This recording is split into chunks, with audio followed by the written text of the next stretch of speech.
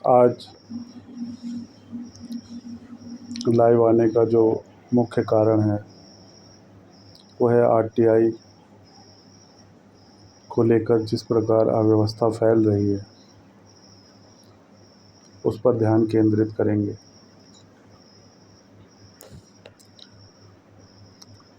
और दल गुलामी मुक्त भारत अभियान का शासन आने पर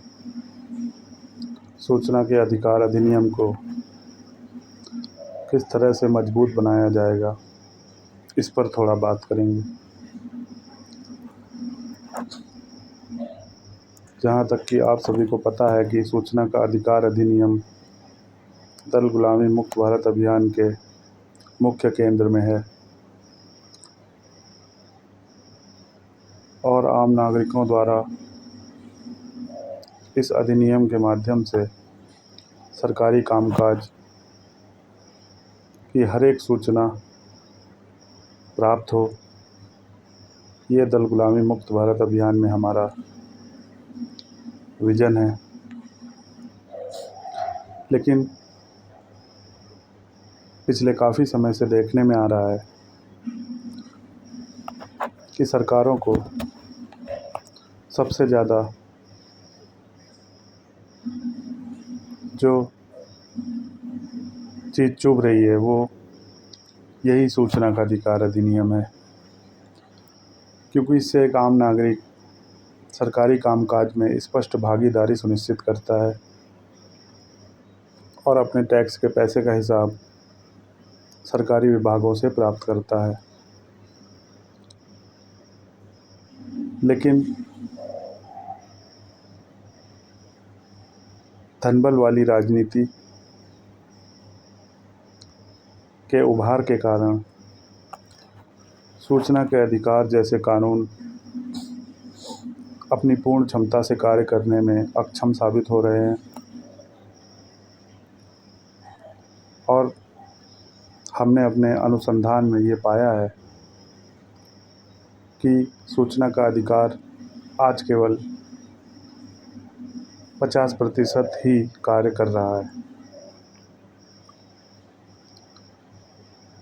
और इसका बड़ा कारण है धनबल वाली राजनीति के द्वारा इसका कार्यान्वयन।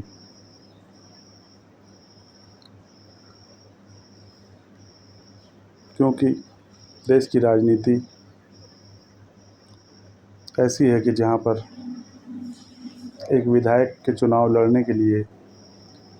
कम से कम 5 करोड़ और सांसद बनने के लिए 25 करोड़ की कम से कम आवश्यकता होती है। और जब इतने ज़्यादा पैसे खर्च करके कोई उम्मीदवार जीतेगा तो निश्चित है कि वो 5 करोड़ का 25 करोड़ तो वसूल करेगा ही। अब उसकी मजबूरी हो जाएगा कि वो भ्रष्टाचार करे और भ्रष्टाचार द्वारा पहले अपने 5 करोड़ की वसूली करे जो कि उसने चुनाव लड़ने के दौरान खर्च किया था, और उसके बाद उसका जो ब्याज है, जो उसका मुनाफा है, वो वसूले। और अब इसमें सबसे बड़ी रुकावट बनता है सूचना का अधिकार अधिनियम।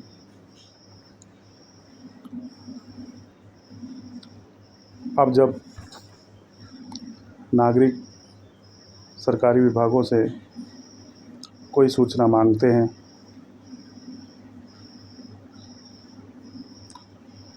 तो यही चुनाव जीते हुए घपले घोटालेबाज जो भी व्यक्ति होते हैं, ये दबाव डालकर, अप्रत्यक्ष दबाव डालकर या सूचना देने से मना करवाते हैं, स्पष्ट सूचना नहीं देने देते, या फिर शासन में बैठकर ऐसी योजनाओं का निर्माण करते हैं, नीतियों का निर्माण करते हैं जिससे कि आम नागरिक अपने टैक्स के पैसों का हिसाब ना पता कर पाएँ, क्योंकि अगर उन्हें हिसाब दिया जाएगा तो घपले घोटाले पकड़ में आ जाएंगे। और क्योंकि धनबल वाली राजनीति में अधिकांश जो संख्या है वो धनबल संपन्न व्यक्तियों की ही है, जो कि करोड़ों रुपए इन्वेस्ट करके चुनाव जीतते हैं और उसके बाद एक धंधे की तरह उसका कई गुना वसूल भी करते हैं। इसलिए इनके द्वारा ऐसी नीतियों का निर्माण करना असंभव है जिसमें कि आम नागरिक अपने टैक्स के पैसों का एक एक रुपए का हिसाब ले सकें। तो अब जब आम नागरिक सूचना के अधिकार के तहत सूचना मांगता है और जब उसकी सूचना किसी घपले घोटाले से संबंधित हो सकती है तो पहले तो उसकी सूचना को नहीं दिया जाता।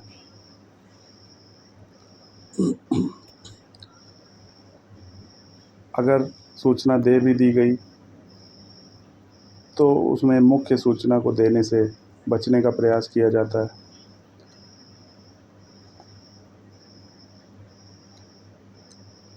और अगर प्रथम अपील सूचना से असंतुष्ट होने पर पहली अपील की जाए तो उसमें भी काफ़ी समय लगता है। कई बार उस अपील का भी जवाब समय पर नहीं दिया जाता और उसे भी फर्जी तरीके से किसी तरह निपटा कर समाप्त करने का प्रयास होता है। अब इसके बाद जो सूचना मांगने का अंतिम पड़ाव आता है वो राज्य सूचना विभाग के पास जाने का होता है। अब राज्य सूचना विभाग सुनवाई करेगा कि नागरिक को सूचना दी जाए या नहीं। सबसे पहले यह ध्यान देना ज़रूरी है कि सूचना विभाग का नेतृत्व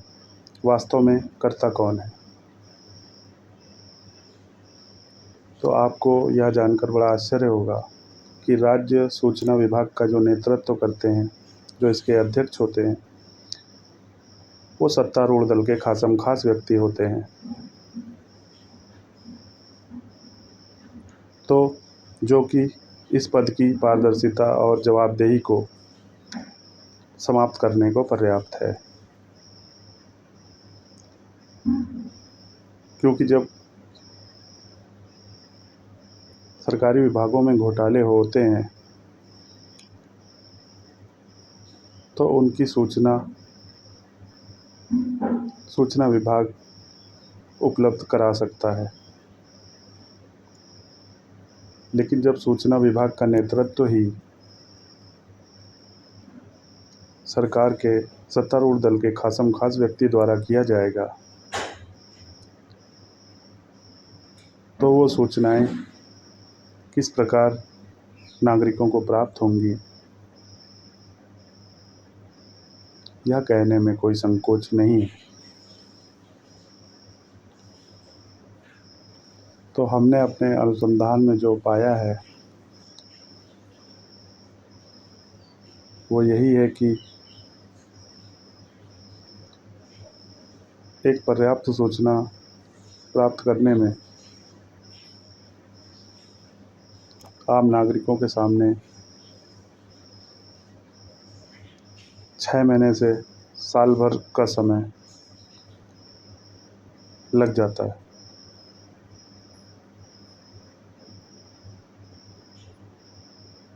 जबकि अगर समय पर सूचना दी जाती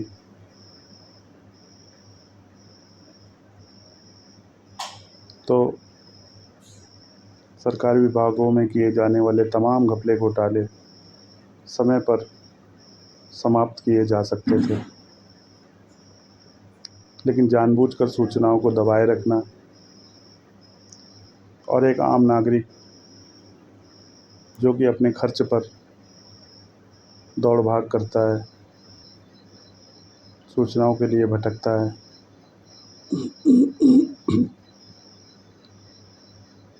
उसका उत्पीड़न किया जाता है।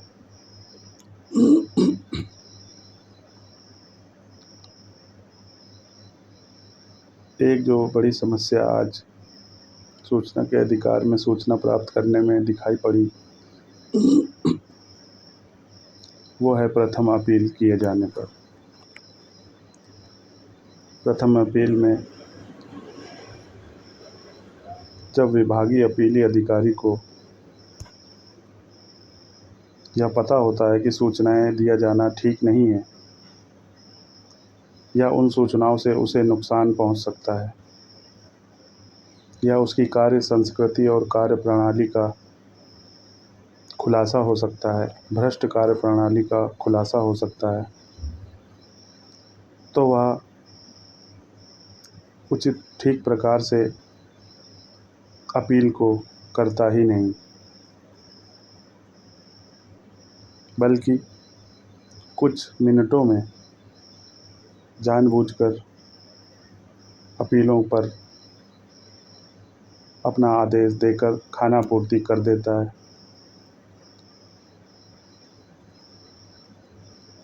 और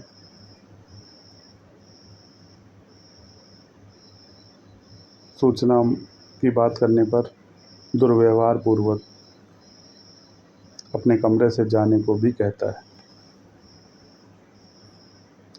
यह घटना हमारे साथ प्रत्यक्ष तौर पर हुई है, इसलिए यहाँ पर कही गई कोई भी बात कल्पना और झूठ पर आधारित नहीं है। और दूसरी चीज़ सूचना से बचने की जो सामने आ रही है, वो है कि जब पहली अपील की जाती है तो कई विभागों में इस बात को महत्व नहीं दिया जा रहा है कि अगर कोई नागरिक प्रथम अपील कर रहा है तो वह सूचना से असंतुष्ट है, बल्कि औपचारिकताओं को ज़्यादा महत्व दिया जा रहा है। क्योंकि कोई व्यक्ति किस प्रकार से अच्छा बड़ा बड़ा लेटर लिखकर, भाषण लिखकर प्रथम विभागीय अपीली अधिकारी को दे, तब वो उस पर निर्णय लें, जबकि सूचना विभाग को यह समझना चाहिए कि सरकारी कर्मियों की तरह सूचना मांगने वाले नागरिक किसी प्रकार का वेतन प्राप्त नहीं करते। उन्हें सभी खर्चे स्वयं के स्रोतों द्वारा वहन करने पड़ते हैं।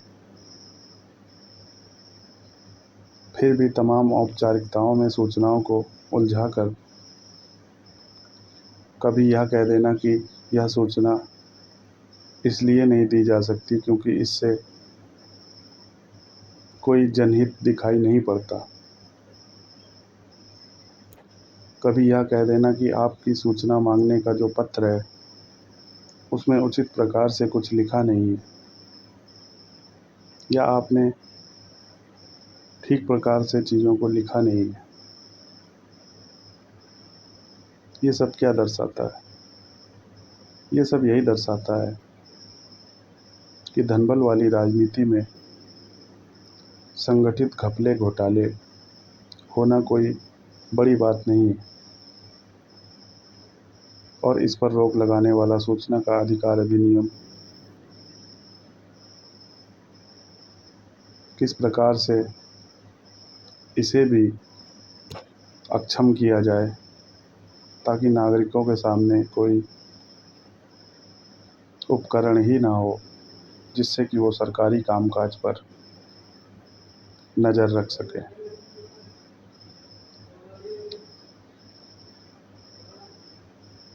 तो बस इतना ही कहना है कि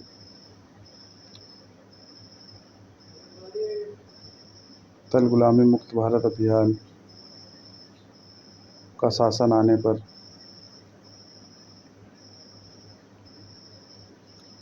सूचना विभाग के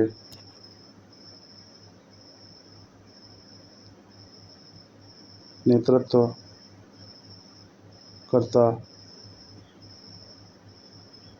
की जवाबदेही और अधिकार सुनिश्चित किए जाएंगे।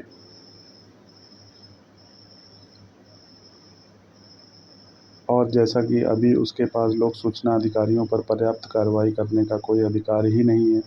इससे भी समझ में आता है कि राज्य सरकारें गंभीर नहीं हैं सूचना के अधिकार अधिनियम को मजबूत करने को लेकर। इसीलिए उन्होंने जानबूझकर सूचना आयोग को यह अधिकार ही नहीं दिया है कि वो लोक सूचना अधिकारियों पर कड़ी कार्रवाई कर सके,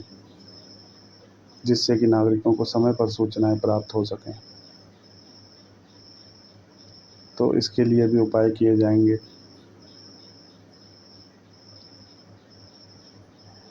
और समय से स्पष्ट सूचना न देने वाले लोक सूचना अधिकारियों पर पर्याप्त अर्थदंड लगाया जाएगा और उसका भुगतान सूचना मांगने वाले व्यक्ति को किया जाएगा। अर्थदंड एक बड़ा औजार है जिसके माध्यम से हम सूचना के अधिकार को और मजबूत कर सकते हैं। तीसरी चीज़ ये है कि जो इसमें तमाम औपचारिकताएं बनाई गई हैं ताकि आम नागरिक शीघ्रता से सूचनाएं प्राप्त ही न कर सकें, वो महीनों सूचनाएं प्राप्त करने में उलझे रहें, जिससे कि घपले घोटाले वालों को घोटाले करने का मौका मिलता रहे और आम नागरिक विभागों के चक्कर ही काटते रहें कि उन्हें सूचना दी जाए।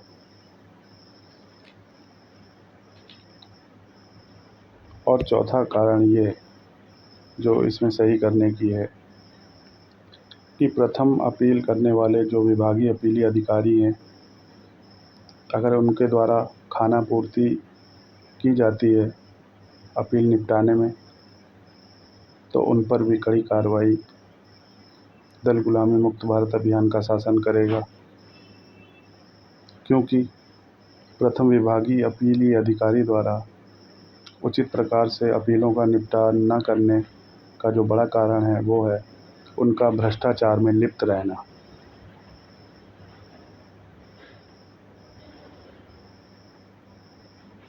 और चौथा जो सबसे बड़ा कारण है वो है सूचनाओं को देने से बचना।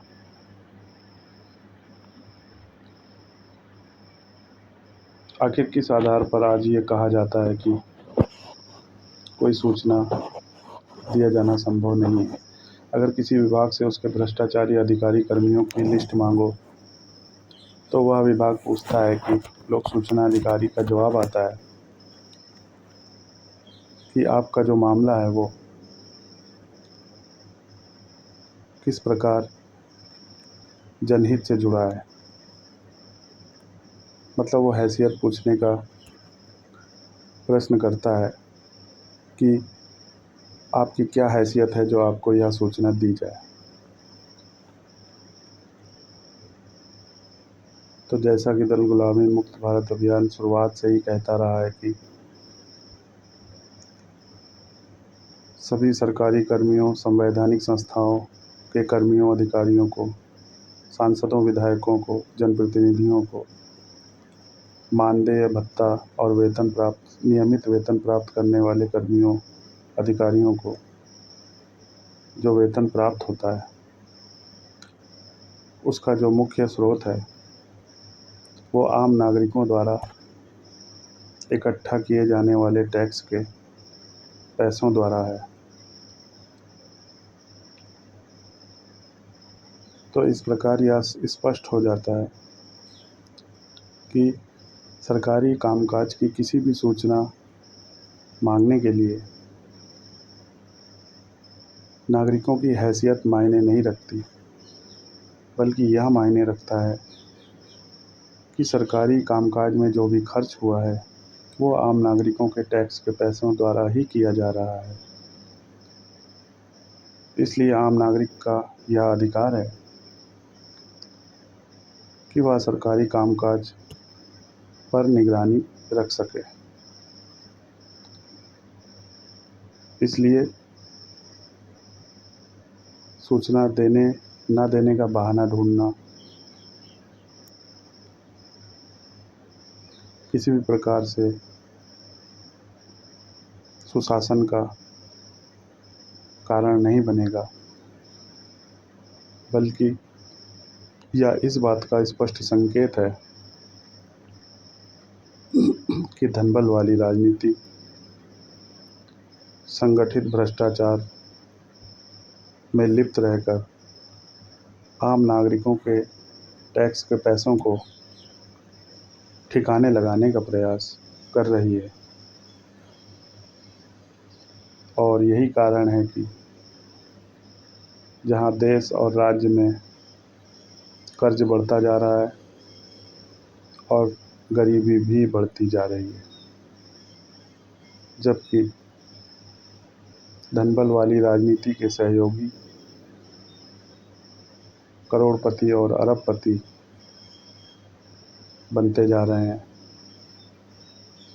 जो कि सनातन के लिए एक बड़ी चिंता का विषय है।